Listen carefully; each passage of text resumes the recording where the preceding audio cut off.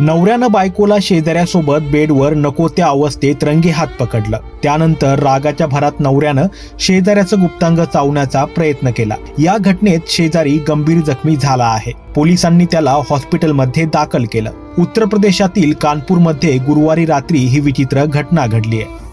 आरोपी नवऱ्यानं बायकोला शेजारीच राहत असलेल्या तिच्या प्रियकरासोबत आक्षेपार्ह अवस्थेत पाहिलं। हे पाहून त्याच्या तळपायाची आग मस्तकात गेली।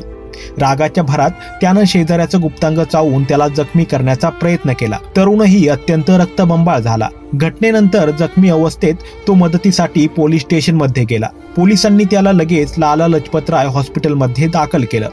पोलिसांनी सांगितलं की रविवारपर्यंत या प्रकरणी कोणाकडूनही अद्याप तक्रार आलेली नाहीये। तक्रार दाखल झाल्यानंतरच ते या प्रकरणी कारवाई करतील।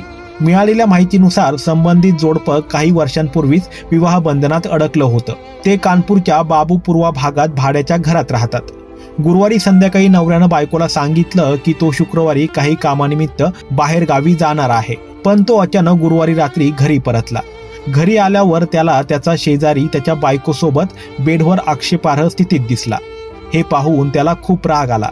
त्याने त्या तरुणाला पकडलं आणि झटापटीत त्याच्या गुप्तांगाचा चावा घेतला। यामुळे तो गंभीर जखमी झाला। पोलिसांनी सांगितलं की आतापर्यंत कोणतीही तक्रार दाखल केलेली नाहीये। तक्रार दाखल झाल्यावरच FIR नोंदवून पुढील कारवाई केली जाईल। या घटनेमुळे परिसरात एकच चर्चा सुरू झाली आहे। गोंधळ ऐकून आजूबाजूचे लोक जमा झाले होते, पण पोलिसांनी हस्तक्षेप केल्यानंतर ते तिथून निघून गेले।